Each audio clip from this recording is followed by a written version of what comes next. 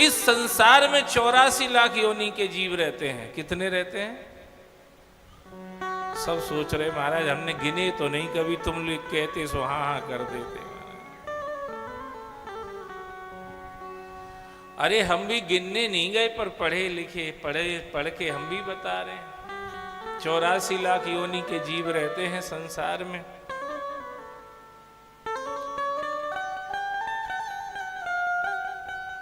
तेईस लाख तो 4 पांव के रहते हैं। 27 लाख पेड़ पौधे की योनियां हैं। 23 और 27 कितने हुए? 50। 11 लाख कीड़े मकोड़ों की योनियां हैं। कितने हुए? 61। 9 लाख जल में रहने वालों की योनियां हैं। कितने हुए? 70। 10 लाख आकाश में उड़ने वाले जीवों की योनियां हैं। कितने हुए? 80। और 4 लाख में गुटखा, तमाकू, बीड़ी, सिगरेट, गांजा, भांग, शराब और भजन, कीर्तन, कथा, ये सब इसमें आ जाते हैं। 84 लाख योनियों में मनुष्य को सबसे श्रेष्ठ माना है। ये तो आपको पता है कि नहीं है? 84 लाख योनि में मनुष्य सबसे श्रेष्ठ है कि नहीं? बताओ बताओ। पियर साबुन से कौन नहाता है? वीको टर्मरिक बेंसिन क्रीम कौन लगाता है? हवाई जहाज में बैठ करके कौन जाता है? हवाई जहाज को कौन उड़ाता है?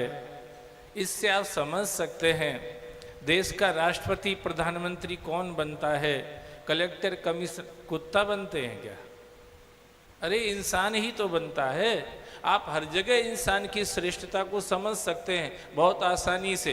इंसान की श्रेष्ठता को समझने के लिए आपको विवेकानंद बनने की जरूरत नहीं है। आप आज जिस स्थिति में हैं उसी में समझ जाएंगे। मैंने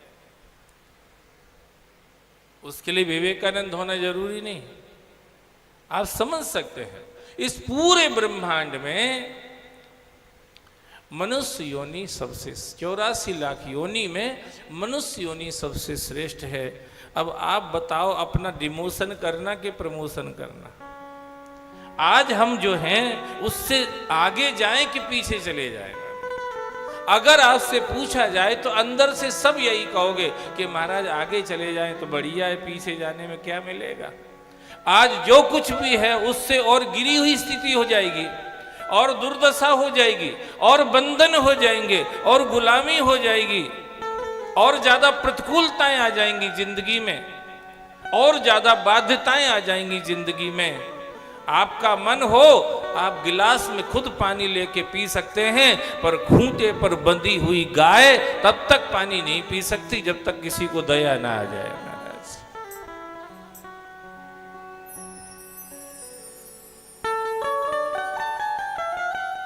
कल मैं भिंड में कथा कर रहा था।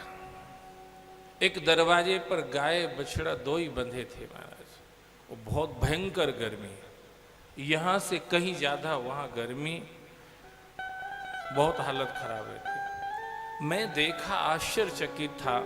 गाय भी रख रखी है, उसका बछड़ा भी है, पर ठीक दोपहरी में जहां लू चिलचिलाती हुई गर्मी पड़ रही है उसमें वो गाय और बछड़ा धूप में बंधे हैं महाराज। क्या करेंगे आप बताइए?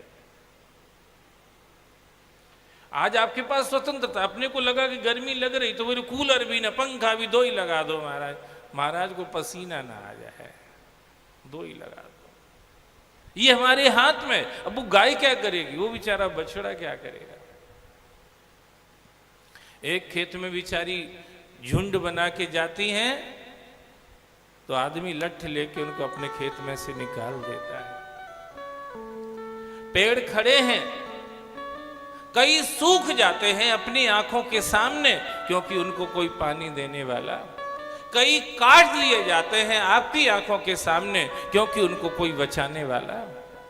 आप मैं कहना ये चाहता हूं कि इंसान के अलावा अगर कुछ भी आपको संसार में बनना पड़ा तो आज जो आपकी स्थिति है इससे नीचे होगी। अब अपन सोच रहे कि आ जाऊं तो परेशान है, अभी भी तो परेशान है, और इससे नीचे और बन गए तब क्या हाल होंगे महाराज। आज हम जिस स्थिति में, इसमें भी परेशानी महसूस करते हैं, इसमें भी हम दुखी अपने आप को मानते हैं, इसमें भी हम कष्ट क्लेश में अपने आप को पा रहे हैं, इसमें भी हम अशांत रहते हैं, इसमें भी हम बेचैन व्याकुल रहते हैं। अब आप बताइए, अगर आपने भगवान का आश्रय नहीं लिया, भक्ति नहीं करी, धर्म कर्म नहीं किया, सत्कर्म नहीं किया, लोगों के दिल को दुखाना बंद नहीं किया, तो आप क्या समझते कि आप अपग्रेड हो जाएंगे? ऊर्ध्वं गच्छन्ति सत्त्वस्था मध्ये तिष्ठन्ति राजसः जघन्न गुणवृत्तिस्तथा अधो गच्छन्ति तामसः। कैसे अपग्रेड हो गए?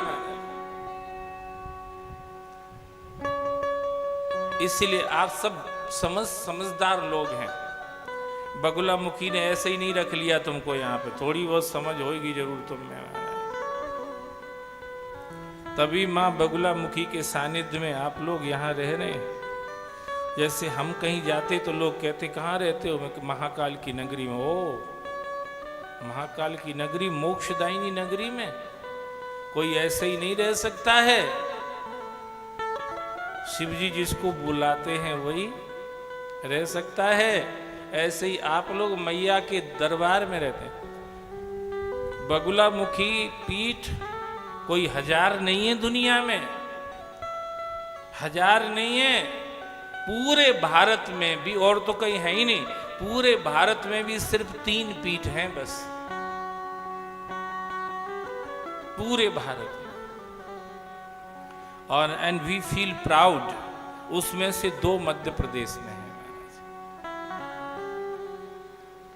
एक है हिमाचल में, जिसका आपने नाम कभी सुना होगा, कांगड़ा। एक स्थान है हिमाचल में कांगड़ा। एक बगुला मुखी का शक्तिपीठ वहां पर है। और मध्य प्रदेश में एक दतिया जगह है, दतिया, ग्वालियर के पास एक दतिया जिला है, अच्छा जिला है, ऐतिहासिक स्थान है वो। बड़े राजा महाराजाओं के वहाँ महल बने हुए हैं, पुराने, जर्जर हो गए अब तो। एक वहाँ है जिसको पीताम्बरा पीठ बोलते हैं।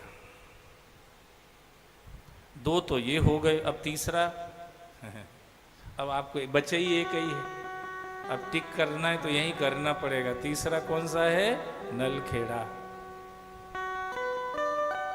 ये 3 शक्तिपीठ है। माँ बगुला मुखी 3 जगह विराजती है। इनको पीला रंग बहुत पसंद है। हालांकि आप लोगों ने लाल पहन रखा है, कोई बात नहीं, पर मैया को पीला रंग बहुत पसंद है। पीले वस्त्र, पीले पुष्प, पीला चंदन, हर चीज पीली मिठाई, ये सब चीजें मैया को बहुत पसंद है। ये चीजें जब कोई माँ को अर्पण करता है तो माँ बहुत प्रसन्न होती हैं, और उनको किसी से शक्ति उधार लेना नहीं पड़ती, क्योंकि वो स्वयं शक्ति रूपेण संस्थिता है कि नहीं है?